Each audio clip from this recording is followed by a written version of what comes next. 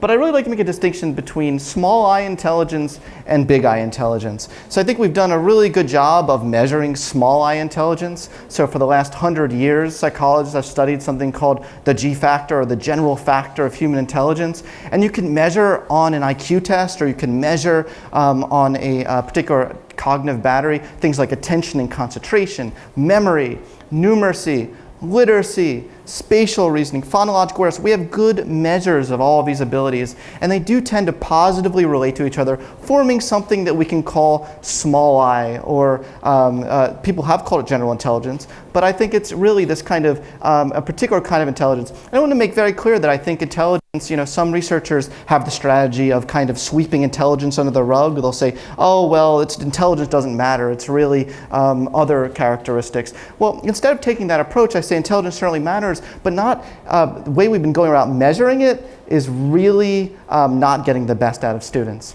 So this is one of the prototypical tests of small I intelligence. If you're good at this test, you're probably very good at this kind of thinking. So in order to complete this pattern, you have to go across, down, and kind of complete the pattern. Part of getting this question right is knowing what is the question in the first place. So people who are really good at small I intelligence are very good at inference ability. They're really good at pattern solving. Does anyone want to answer this question? A little audience participation here? Yeah.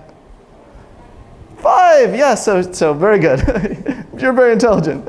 Okay, so what you find is that this brain network, the executive attention brain network, has been studied over the past 40 years or so, 30, 40 years in the field of cognitive neuroscience, and it is very strongly correlated with that kind of reasoning. But this kind of big I intelligence, this is what I want to talk about, because it does encompass the small I, but it actually goes way beyond that. So I define the kind of intelligence I think what really matters in our school system and what's really falling by the wayside. I define it as the dynamic interplay of engagement and ability in the pursuit of personal goals. I know it's a mouthful, but basically if I break it down a little bit, I would argue that at the very least, if we want to get the best out of students, we need to take into account not only their ability, sure we can measure their ability and ability does matter, but we also need to take into account what is their engagement levels.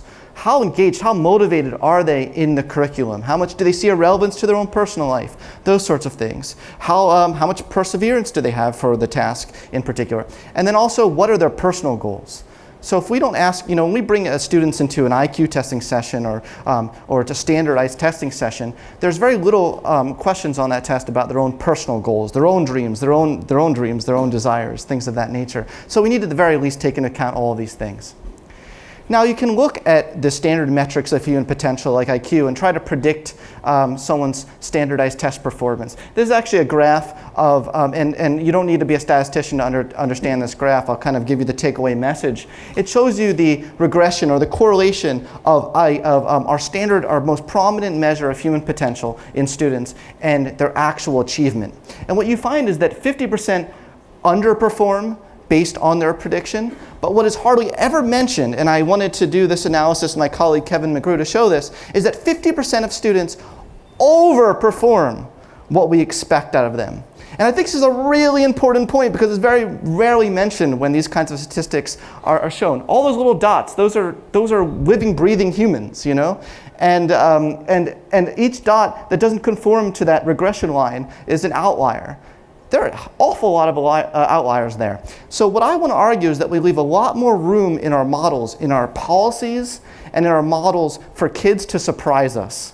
Okay? I want to say that one more time. We need a lot of room for kids to outperform our predictions, our expectations of their success. I love this quote by Joan Clark. Sometimes it is the people no one imagines anything of who do the things that no one can imagine. I absolutely love that quote. E. Paul Torrance, the famous creativity researcher, did this longitudinal study to show what are the best predictors of lifelong creativity. And he found that IQ test performance, all these standard metrics of academic success, the correlations by the 10-year follow-up, 20-year follow-up, those correlations went down to 0. But the things that truly mattered, the things that outlasted 50 years later, they're still, Torrance is no longer alive, but they're still following these kids up 50 years later. They found that these set of beyonder characteristics are most predictive of lifelong creative achievement.